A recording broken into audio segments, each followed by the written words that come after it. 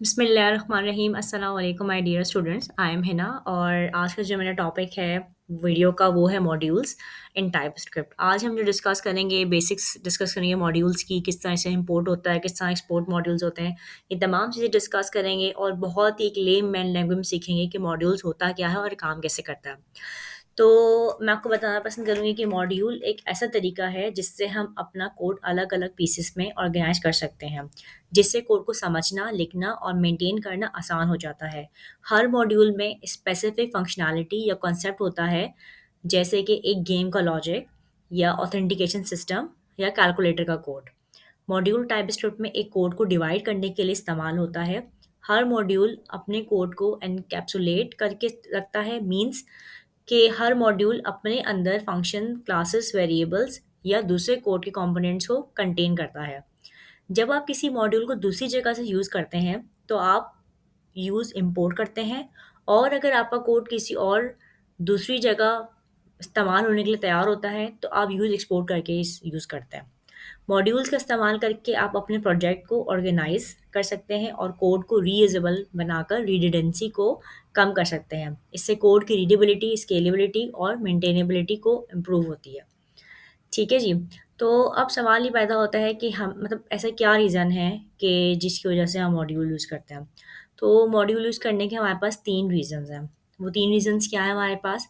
पहला जो रीज़न है वो है कोड ऑर्गेनाइज़ेशन, दूसरा है कोड रीयूज़ेबिलिटी और तीसरा है एनकैप्सुलेशन।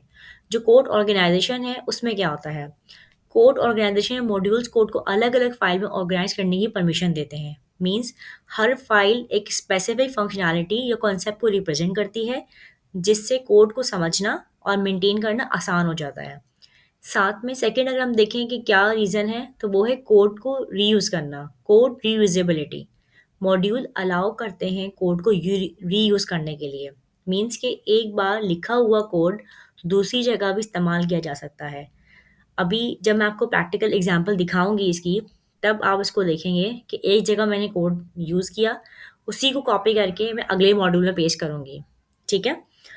तो इससे क्या होता है कि रिडंडेंसी आपकी कम होती है और कोड की जो लाइफ स्पैन है, वो बढ़ जाती है। थर्ड जो हमारे पास रीज़न है, वो है एनकैप्सुलेशन। एनकैप्सुलेशन क्या होता है? मॉड्यूल्स कोड को एनकैप्सुलेट करके रखते हैं। मतलब हर मॉड्यूल सिर्फ़ अपने डिफाइंड मेंबर्स को एक्सपोज़ करता है, बाकी कोड के लिए इनएक्सेसिबल होता है। ये एक कोड बेस को क्लीन और ऑर्गेनाइज़ बनाने में मदद करता है। अब सवाल ये पैदा होता है कि काम कैसे करता है? तो मॉड्यूल जो हमारे पास काम करता है, यहाँ लिखा हुआ भी इम्पोर्टिंग एंड एक्सपोर्टिंग, बिल्कुल ऐसे ही काम करता है। इम्पोर्टिंग काम करता है और एक्सपोर्टिंग काम करता है। इम्पोर्टिंग में क्या होता है कि एक्सपोर्टेड मेंबर को दूसरे मॉड्यूल में इस्तेमाल करने के लिए आप उन्हें इम्पोर्ट कीवर्ड्स यूज़ करते हैं और एक्सपोर्टिंग में क्या होता है आप किसी भी फंक्शन, क्लासेस, वेरिएबल्स को मॉड्यूल से एक्सपोर्ट कर सकते हैं यूजिंग द एक्सपोर्ट कीवर्ड। अब ये किस तरह होता है ये भी अभी हम देखेंगे, तमाम चीज़ें हम देखेंगे वन बाय वन सीखेंगे क्योंकि मॉड्यूल का टॉपिक थोड़ा-सा ड्राई है, बट इसको अगर हम अपने रियल वर्ल्ड एग्ज़ाम्पल के साथ डिस्कस करें, इसको हम प्रैक्टिकल के साथ सीखें, तो ये बहुत आसान हो जाता है हमारे लिए। तो सबसे पहले जो है ना हम यहाँ अपनी फ़ाइल में आ जाते हैं, ठीक है? ये मैंने एक फ़ाइल अपनी बनाई है। इस फ़ाइल का स्ट्रक्चर मैं आपको थोड़ा-सा बता देती हूँ, बल्कि मैं एक काम ये करती हूँ कि मैं इसको कट करती हूँ और मैं आपके लिए न्यू फ़ाइल क्रिएट करती हूँ, ताकि आप लोग शुरू से बिल्कुल स्क्रैच से देखें फ़ाइल कैसे क्रिएट हो रही है। और मेरे वो स्टूडेंट्स जिनको स्टिल प्रॉब्लम आ रही है कि वो किस तरीके से कॉन्फ़िग की फ़ाइल बनाएँ, किस तरीके से पैकेज डॉट जेसन की फ़ाइल बनाएँ, या किस तरीके से जो वीएस कोड ओपन करें, ये उन सब स्टूडेंट्स के लिए भी है। वो दोबारा से इस चीज़ को देखें, प्रैक्टिस करें और एक्सपर्टीज़ हासिल करें। सबसे पहले हमने क्या किया फ़ोल्डर क्रिएट कर लिया यहाँ पे। फ़ोल्डर का नाम मैं रख देती हूँ मॉड्यूल्स, ठीक है? फ़ोल्डर का नाम मैंने रख लिया मॉड्यूल। अब मैं इसको ओपन करती हूँ। ये मेरे पास फ़ोल्डर ओपन हो गया, इस जगह को कहते हैं एड्रेस बार। जब मैं यहाँ क्लिक करूँगी तो मैं यहाँ मेंशन करूँगी सीएमडी। सीएमडी लिखने के बाद मैं यहाँ लिखूँगी कोड स्पेस डॉट। जैसे ही मैं कोड स्पेस डॉट लिखूँगी तो मेरे सामने जो विंडो आएगी वो होगी मेरे वीएस कोड की विंडो, राइट? इसमें हम क्या करते हैं? इसमें हम क्या करते हैं कि इसमें हम अपना सारा कोड राइट करते हैं। ये हमारे पास एडिटर होता है, वीएस कोड। अच्छा जी, तो अब हम one by one files banana start करते हैं। चूँकि यहाँ पे हम मॉड्यूल पे काम कर रहे हैं, तो मॉड्यूल में ये होता है कि हमारे पास मल्टीपल टाइपस्क्रिप्ट की फाइल्स बनेंगी, ठीक है? जैसे कि सबसे पहले फाइल वैसे हम मेन में बनाते थे, मैं अभी ऐप पे बना रहा हूँ, ठीक है? App dot ps, right? कोई प्रॉब्लम है? कोई प्रॉब्लम नहीं है, ठीक है? इसके बाद मैं क्या करूँगी, अपनी कुछ फाइल्स में बनाऊँगी जो कि टर्मिनल से इंस्टॉल होंगी मेरे पास। जैसे कि सबसे पहले मैं क्या करूँगी, TSC को मैं इनिशियलाइज़ कराऊँगी, TSC हाइफन हाइफन इनिट। तो मेरे पास यहाँ पे एक कॉन्फ़िग की फ़ाइल क्रिएट होगी, TS कॉन्फ़िग की, राइट? उसके बाद नेक्स्ट मैं क्या करूँगी यहाँ पे, नेक्स्ट मैं करूँगी यहाँ पे पैकेज जेसन की फ़ाइल। तो उसके लिए मुझे क्या करना होगा, इनिशियलाइज़ कराना पड़ेगा npm को, npm init हाइफन y करके मैं एंटर करूँगी। तो स्टूडेंट्स आप देखेंगे पैकेज की फ़ाइल क्रिएट हो गई मेरे पास। उसके बाद मैं क्या क्रिएट करूँगी, npm i at the rate types slash node space hyphen D. ये करने से क्या होगा, मेरे पास दो फाइल क्रिएट होगी, एक मेरे पास नोड की फाइल क्रिएट होगी, नोड मॉड्यूल की, और एक मेरे पास होगी फाइल क्रिएट पैकेट और जेसॉन की। ये दो फाइल्स मेरे पास आ गई। अब मैं क्या करती हूँ, साथ में मैं गिट इग्नोर की भी साथ में फाइल बना लेती हूँ, ताकि हम अगर अपना काम जब पोस्ट करें तो वो हमसे रह ना जाए, ठीक है? मैं यहाँ पे क्या कहती हूँ, node underscore module modules slash, ठीक है? अच्छा जी, एक तो मेरी फाइल बनी ऐप डॉट टी एस की, ठीक है? अच्छा, ये जो ऐप डॉट टी एस की फाइल है, ये मेरी मेन फाइल होगी, ठीक है? ये मेरी क्या होगी, ये मेरी होगी मेन फाइल। अब मैं क्या करती हूँ, एक फाइल बनाती हूँ यहाँ पे, चूँकि मैं मॉड्यूल्स पे काम कर रही हूँ, तो एक फाइल बनाऊँगी यहाँ पे, student S capital student dot T S, ठीक है? एक फाइल मैं बनाऊँगी teacher teacher dot T S, ठीक है जी?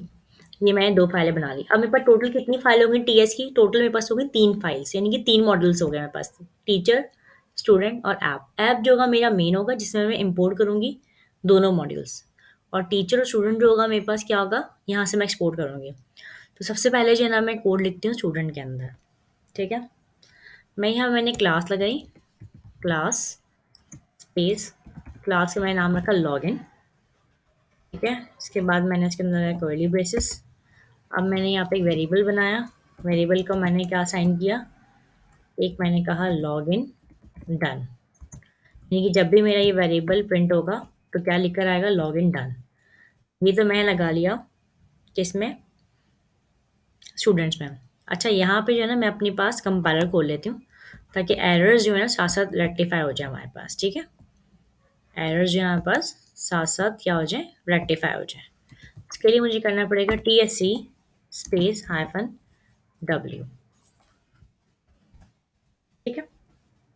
अब तक कोई एरर नहीं है, no error, zero error, watching for file changes. Student में ही हो गया। अब मैंने क्या कहा, कोड कॉपी करना, कोड कॉपी करके रीयूज़ करना, दूसरे मॉड्यूल में डालना। अब वो यहाँ पे मैं इसको इम्प्लीमेंट कर रही हूँ, कोड मैंने कॉपी किया, टीचर में आई, यहाँ मैंने कोड पेस्ट कर दिया। अब देखिए क्या हुआ। अब हुआ ये कि हमारे पास जो स्टूडेंट डॉट टी एस के अंदर भी हमने लॉगिन लिया हुआ था, ठीक है, और हमने टीचर में भी लॉगिन ले लिया। तो यहाँ तो मसला हो गया, हमारे पास एरर दे दिया इसने। इसने बोला कि भाई ऐसे तो पॉसिबल ही नहीं है, आपने एक जगह डिक्लेयर कर दिया लॉगिन, दूसरी जगह क्यों डिक्लेयर करें? लेकिन उससे पहले मैंने आपसे कहा था कि हम कोड को कॉपी करके दूसरे मॉड्यूल में यूज़ करते हैं। तो अगर मैं कॉपी करके पेस्ट करूँगी, तो यहाँ तो एरर आ रहा है मेरे पास। तो उस एरर को ख़त्म करने के लिए मैं क्या करूँगी यहाँ पे, उस एरर को फिनिश करने के लिए, ख़त्म करने के लिए मैं करूँगी export default. Export default class login, आप ये देखें, जैसे मैंने एक्सपोर्ट डिफ़ॉल्ट क्लास लॉगिन लिखा, नीचे से मेरे सारे एरर ख़त्म हो गए, ठीक है? अब मैं क्या करूँगी, सेम इसी प्रोसीजर को फॉलो करूँगी टीचर के लिए भी, क्योंकि मुझे ऑफ कोर्स ये वाला भी डिफ़ॉल्ट मतलब एक्सपोर्ट करवाना है। तो मैं लिखूँगी एक्सपोर्ट डिफ़ॉल्ट, ठीक है? एक्सपोर्ट डिफ़ॉल्ट आ गया मेरे पास, DEFAU डिफ़ॉल्ट, ठीक हो गया? यहाँ तक डन है, कोई प्रॉब्लम तो नहीं है यहाँ पे। मैं आपको फिर एक्सप्लेन कर देती हूँ, तीन फाइल्स मैंने बनाई हैं, ऐप डॉट टी एस की बनाई है, टीचर डॉट टी एस के बिना या स्टूडेंट डॉट टी एस के बिना ही, right. App dot T S जो काम करेगी वो इम्पोर्ट का काम करेगी मेरे पास, जबकि टीचर और स्टूडेंट में हम क्या करेंगे, हम मॉड्यूल्स यानी कि हम अलग अलग पार्ट इंस्टॉल करवाएंगे, कोड लिखेंगे अलग अलग पार्ट्स का, ठीक है। अब आ जाते हैं ऐप डॉट टी एस के अंदर। अब ऐप डॉट टी एस में क्या करना है, मैंने आपसे क्या कहा, आपने करना है इम्पोर्ट, ठीक है। इम्पोर्ट क्या करना है आपका, अब इसको छोड़ देते हैं इम्पोर्ट को, फ्रॉम, देखिए इम्पोर्ट हमने क्या करवाना है, यहाँ पे है लॉगिन, ठीक है। हम लॉगिन नहीं लिख देते, हम लिख देते हैं एस लॉगिन, ठीक है, यानी कि स्टूडेंट लॉगिन। यहाँ पे आप कुछ भी लिख सकते हैं अपनी मर्जी से, कोई प्रॉब्लम वाली बात नहीं है। लॉगिन लिख सकते हैं, एस लॉगिन लिख सकते हैं, स्टूडेंट लॉगिन लिख सकते हैं, what ever you like. Inverted commas बनाया आपने, इन्वर्टेड कॉमर्स में डॉट बनाया, बैक स्पेस बनाया, ठीक है। इसके बाद आपने क्या कर दिया, यहाँ पे लिख दिया आपने स्टूडेंट, ये जो फाइल का नाम था आपका, वो आपने फाइल का नाम यहाँ लिखना है। जैसे आपने फाइल क्रिएट करनी है वैसे एज इट इज आपने फाइल का नाम यहाँ पे लिखना है, जैसे कि मैंने एस कैपिटल लिखा, स्टूडेंट, ठीक है। स्टूडेंट्स नहीं है, स्टूडेंट है, एज इट इज फाइल का नाम रखना है आपने। फिर आपने क्या करना है, इंपोर्ट करवाना है, क्या इंपोर्ट करवाना है आपने, import space T login. T login क्यों कहा मैंने, क्योंकि ये है टीचर का लॉगिन, फ्रॉम, कहाँ से करवाना है, inverted commas dot backslash, और क्या लिखेंगे यहाँ पे, T, T capital, E A C H E R, teacher, ठीक है। ये दो आपने काम कर लिए, आपने इसको इंपोर्ट करवा लिया अपने पास, ठीक है। इसके बाद आपने क्या करना है, आपने वेरिएबल बनाना है, ठीक है। जैसे आपने लिखा let teacher, teacher is equals to new T login, लिख कर आ गया, ठीक है। इसको हमने कॉल कर लिया। हम क्या करेंगे, अब हम कंसोल में प्रिंट करवाएंगे इसको, कंसोल डॉट लॉग, ठीक है जी। क्या प्रिंट करवाएंगे, टी लॉगिन, सही हो गया। न्यू क्यों लिखा ये मैं आपको लेटर ऑन बताऊंगी कि न्यू हमने क्यों लिखा, क्या रीज़न न्यू लिखने का।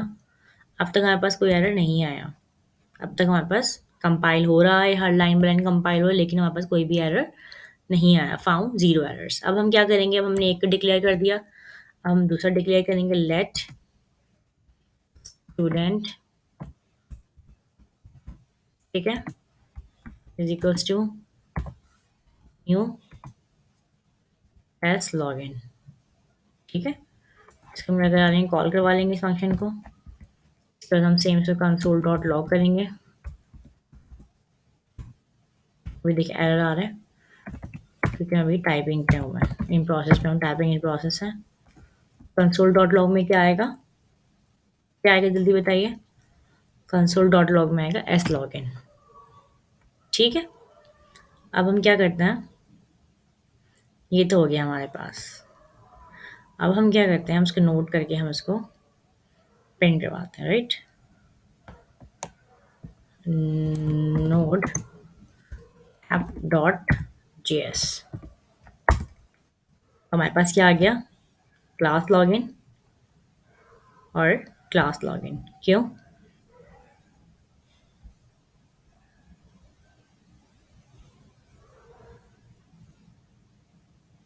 देखिए, ठीक है। अच्छा, अब आपने क्या करना है, आपका ये काम तो हो गया, लेकिन अब आपने एक काम और ही करना है कि आपने इसकी कॉन्फ़िगरेशन चेंज करनी है फाइल की, ठीक है। फाइल की कॉन्फ़िगरेशन चेंज करनी है, क्यों चेंज करनी है वो मैं आपको रीज़न बताती हूँ उसका, कि फ़ाइल की कॉन्फ़िगरेशन हमें क्यों चेंज करनी है। सबसे पहले हम कुछ कॉन्फ़िगरेशन चेंज करेंगे फ़ाइल की। ये देखें, आपको कुछ कॉन्फ़िगरेशन चेंज करनी है कि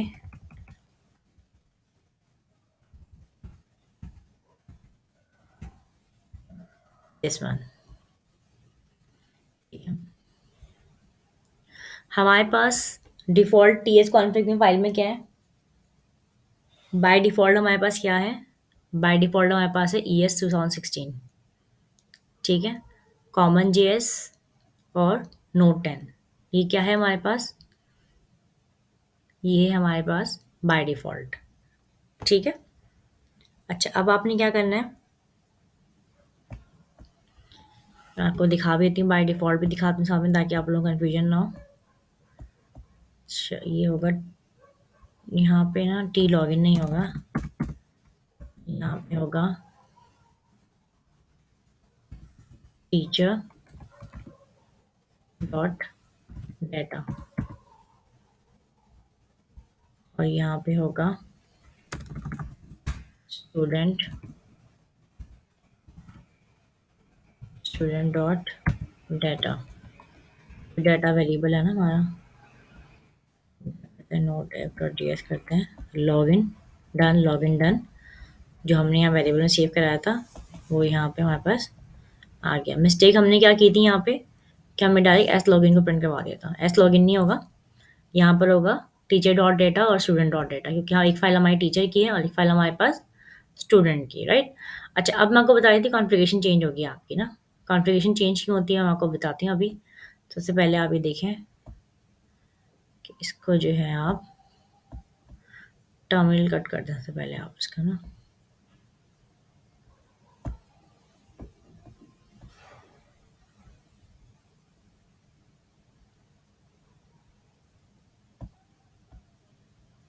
ठीक है, अब आप इधर नीचे आएँ, यहाँ देखें आपके पास ये क्या लिखा हुआ है, टारगेट ES 2016, ठीक है। आप और नीचे जाएँ तो ये लिखे मॉड्यूल कॉमन GS। मैंने आपको क्या बताया कि आपका बाय डिफ़ॉल्ट क्या है, बाय डिफ़ॉल्ट है आपके पास ES 2016 मॉड्यूल कॉमन GS, ठीक है। इसको आपने किस में चेंज करना है, इसको आपने इसमें चेंज करना है। जो टारगेट है पहले हमारे पास 2016 था, अब जो हमारे पास किस में करना है, टारगेट 2020 को करना है, ठीक है। मॉड्यूल हमारे पास कॉमन जेएस था, अब हमने मॉड्यूल क्या कर दी, नोट नेक्स्ट कर दिया। अब हमारे पास जो मॉड्यूल रेजोल्यूशन नोट 10 था उसको हमने क्या कर दिया, नोट नेक्स्ट कर दिया उसको भी, ठीक है। तो इसको हमने कॉन्फ़िग फाइल को चेंज करना है मैनुअली। तो सबसे पहले हम देख लेते हैं 2020 करना है, जाकर हम इसको यहाँ से आकर ES 2016 की जगह 2020 कर देते हैं, 2020, और यहाँ पे हमारे पास जो है कॉमन जेएस की जगह है नोड नेक्स्ट, नोड नेक्स्ट, ठीक है। और यहाँ पे हमारे पास मॉड्यूल रेजोल्यूशन जो है हमारे पास उसमें हुआ है कमेंट में, कमेंट आउट करके उसको करेंगे हम नोड नोड नेक्स्ट। तो ये चेंजेस करने हैं आपने फाइल के अंदर, ठीक है। चेंजेस करने के बाद क्या करेंगे, इसको भी हम पैकेज को भी हम चेंज करेंगे, ठीक है। पैकेज में क्या चेंज करना है वो भी हम देख लेते हैं। ये हमने चेंज कर दिया स्लाइड। अब पैकेज में जो है हमारे पास इस तरह की फ़ाइल है, ठीक है। इसमें हमने एक चीज़ ऐड करनी है वो है टाइप। टाइप हम क्या डाल देंगे इसके अंदर, टाइप हम डालेंगे मॉड्यूल टाइप, ठीक है, क्योंकि हम काम किस पे कर रहे हैं, मॉड्यूल्स पे काम कर रहे हैं, ठीक है। तो इसको हमें हाथ से लिखना पड़ेगा, कहाँ पे, यहाँ पे कंट्रोल करेंगे हम, इन्वर्टेड कॉमा में लिखेंगे टाइप, टाइप के बाद हम लिखेंगे सेमीकोलन, ठीक है, इन्वर्टेड कॉमास में लिखेंगे, और यहाँ हम क्या लिखेंगे, मॉड्यूल, एस मॉड्यूल, ओके। तो हमारे पास ये और मेरे पास सेव है, यानी कि इसके अंदर हमने ये लाइन ऐड की, ठीक है, पैकेज में। और टी एस कॉन्फ़िग में हमने क्या ऐड किया, टी एस कॉन्फ़िग में हमने ये चेंज किया, कॉमन जेएस की जगह एक लाइन हमने इसको जो है कमेंट आउट किया। कमेंट आउट करने के बाद हम नोड नेक्स्ट लिखा है यहाँ पे, ठीक है। नोड नेक्स्ट जो हमने लिखना है वो नेक्स्ट भी कैपिटल में लिखना है, ठीक है। और इसके अलावा आपने क्या किया यहाँ पे, टारगेट आपने किया ई एस 2020 को टारगेट कर लिया, देखिए ई एस 2020 को आपने टारगेट कर लिया। अच्छा जी, ये तो हमने कर ली कुछ कॉन्फ़िगरेशंस, ठीक है। अब इन कॉन्फ़िगरेशन का मकसद क्या है, क्या रीज़न है कॉन्फ़िगरेशन करने का, इसको हम देख लेते हैं। देखें, जब आप टाइपस्क्रिप्ट मॉड्यूल्स में लाइक टाइपस्क्रिप्ट मॉड्यूल इस्तेमाल करते हैं तो आपको मॉड्यूल्स का रेजोल्यूशन और बंडलिंग, खासकर जब ज़्यादा कॉम्प्लेक्स प्रोजेक्ट स्ट्रक्चर्स के साथ काम करना होता है, या दूसरे टूल जैसे बंडलर्स लाइक वेब पैक वगैरह के साथ काम करना होता है, इंटीग्रेट करना होता है, तो फिर आप उसको कॉन्फ़िगर करते हैं। अभी आप देखेंगे मैं यहाँ पे बहुत सारी चीज़ें जो है ना हम ऐड करूँगी, बहुत सारी डिपेंडेंसीज़ ऐड करूँगी, ठीक है? मैं आपको बताऊँगी इसका रीज़न क्या है ऐड करने का, चीज़ें क्या हैं। तो इसमें हम 3 चीज़ों को देखते हैं।